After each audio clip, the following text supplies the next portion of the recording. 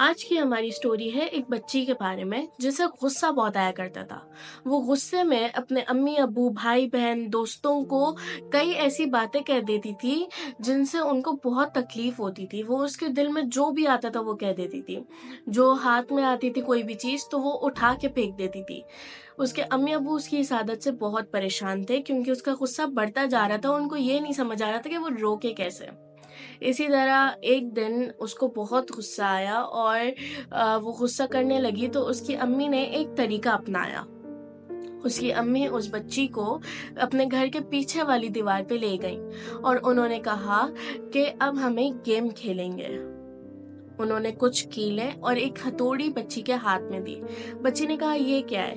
تو امی نے کہا کہ اب سے تمہیں جب بھی غصہ آئے گا تم ایک کیل اس دیوار پہ ٹھوک دینا۔ تو بچی نے کہا لیکن اس سے کیا ہوگا؟ امی نے کہا جب یہ گیم ختم ہو جائے گا تو تمہیں ایک پرائز ملے گا۔ بچی نے کہا ٹھیک ہے۔ اسی طرح پھر اگلے دن ہی صبح میں ہی اس کو بہت غصہ آتا ہے۔ وہ دیوار پہ جاتی ہے اور ایک کیل ٹھوک دیتی ہے۔ پہلے ہی دن 10 کیلیں ٹھوک دیتی ہے۔ اگلے دن بھی کچھ اتنی کیلیں ٹھوکتی ہے، لیکن کچھ دن بعد کیلیں کم ہو جاتی ہیں۔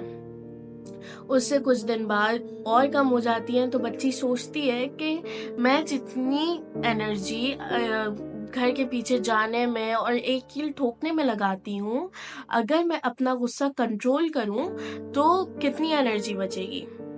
وہ اب سے یہ ورکنگ کرتی ہے کہ اب میں غصہ کنٹرول کروں گی۔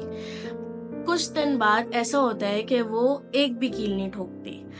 وہ خوشی خوشی اپنے امی کے پاس جاتی ہے اور کہتی ہے امی میں نے گیم ختم کر لیا، میں نے آج ایک بھی کیل نہیں ٹھوکی۔ امی اس بچی کو دیوار کے پاس لے جا کے کھڑا کرتی ہیں اور وہ کہتی ہیں گیم ابھی ختم نہیں ہوا، اب تمہیں یہ کرنا ہوگا کہ جس دن تم بالکل بھی کیل نہیں ٹھوکو گی اس دن تم آ کے ایک کیل نکال لینا۔ پھر کچھ دن بعد بچی واپس اپنی امی کے پاس آتی ہے اور وہ کہتی ہے امی میں نے آج ساری کیلیں نکال دی۔ امی دیوار کے پاس لے کے جاتی ہیں اسے اور وہ دیکھتی ہیں کہ دیوار پہ ایک بھی کیل نہیں ہوتی۔ امی اس بچی کو بہت شاباشی دیتی ہیں اور اس کے پرائز کے طور پہ اس کی پسندیدہ چاکلیٹ دیتی ہیں اسے۔ بچی بہت خوش ہوتی ہے۔ پھر امی کہتی ہیں کہ اب تم اس دیوار پہ دیکھو اور مجھے بتاؤ کہ اس دیوار پہ تمہیں کیا دکھ رہا ہے۔ بچی کہتی ہے کہ امی کچھ بھی نہیں ہے، اب تو میں نے ساری کیلیں نکال دی۔ امی نے کہا نہیں ایک چیز ہے، تم غور سے دیکھو تمہیں کیا دکھ رہا ہے۔ بچی کہتی ہے کہ میں نے جو کیلیں ٹھوکی تھی بس اس کی سوراخ ہیں اور تو کچھ بھی نہیں۔ امی کہتی ہیں ہاں تم نے غصے میں آ کے کیلیں تو ٹھوک دی، پھر غصہ جب ختم ہو گیا تھا تمہارا تو تم نے کیلیں نکال بھی دی، لیکن کیلیں ٹھوکنے کے جو سوراخ تھے وہ ابھی تک دیوار میں ہے۔ اس کا کیا مطلب ہوا؟ بچی کہتی ہے پتہ نہیں۔ تو امی کہتی ہیں جب تم غصہ کرتی ہو تو کئی ایسی باتیں کہتی ہو جس سے آپ کے امی ابو بھائی بہن دوستوں کو بہت تکلیف پہنچتی ہے۔ ان کو ایسی ایک چوٹ لگ جاتی ہے کہ جس کو آپ صحیح نہیں کر سکتی چاہے آپ کتنا بھی سوری کر لو۔ بچی اس بات پہ دھیان دیتی ہے اور وہ اس کو اپنی غلطی کا احساس ہوتا ہے اور وہ اپنی امی سے وعدہ کرتی ہے کہ آئندہ سے وہ اپنے غصے کو کنٹرول کرے گی۔